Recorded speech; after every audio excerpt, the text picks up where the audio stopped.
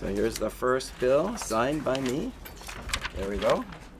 Soon after Mayor Caldwell signed the accessory dwelling unit bill, Waimanalo resident Kauhanani Mahoithone applied for a permit. I'm doing it not because, it's awesome, but I would like to keep my dad home with me. And that's why I'm doing it.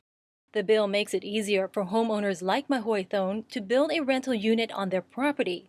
It allows folks to build a second accessory dwelling. It could be detached or it could be attached. So you could take your ADU unit. This is a garage, by the way, right there. And you could smack that, put your ADU right there. Get your permit and you turn your garage into an accessory dwelling unit. It can be attached. You rent this out and you have supplemental income. Or you could do a detached dwelling right here, separate from it.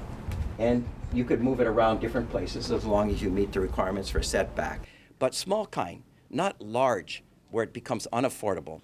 It ranges somewhere between 400 square feet and 800 square feet. For a lot of below 5,000 square feet, just 400 square feet in size. For a lot over 5,000 square feet, it can go up to 800 square feet. And why does the square footage matter?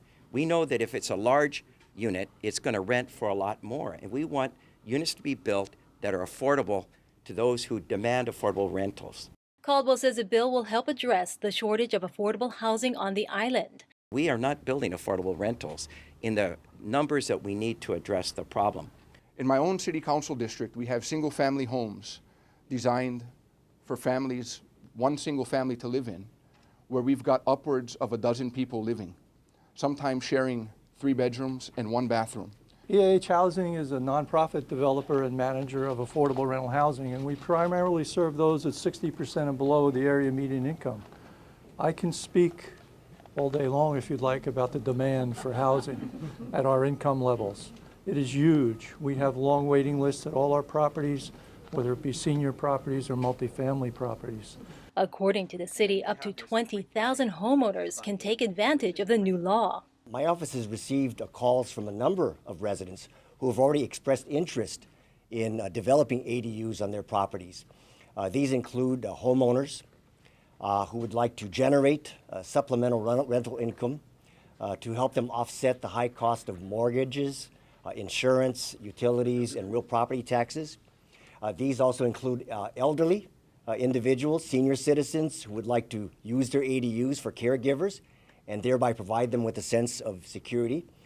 In addition, we've been hearing from parents who want to make available ADUs to their grown children, which could help them to fulfill their dreams to allow their children to be able to live, work, and play in Hawaii as opposed to on the mainland.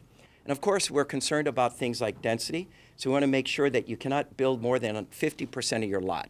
So our subdivisions still remain open and green, but we are bringing more people into our community to live in an affordable way.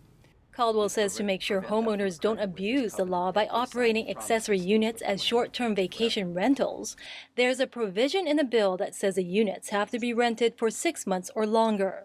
In addition, advertising online this ADU is another bright line violation of our ADU bill and is a slam dunk in terms of prosecuting anyone who tries to turn their ADU into a vacation rental. Community leaders and developers support the bill. People are excited, and we're excited because we have partners within Partners in Care that are willing to help the community. We have case managers, we help the homeless, and we find that 25% of the people on the streets just have an economic reason. If they had an affordable ADU, they could move in tomorrow. We are very excited that our families will have access to accessory dwelling units, but also the financing side of it.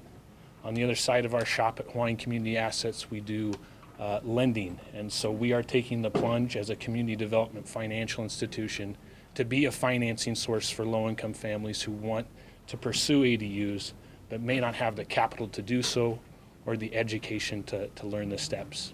With the help of Hawaiian Community Assets, Mahoithone says she has crunched the numbers. It'll take her 7 years to pay off a $40,000 to $60,000 mortgage. But after that, she'll make a profit of $700 a month. I mean, of course, it's an investment for a lifetime, but I'm sure whoever lives in my ADU unit will be there for a very long time. And hopefully that will help me as a homeowner to sustain my home for my future generations.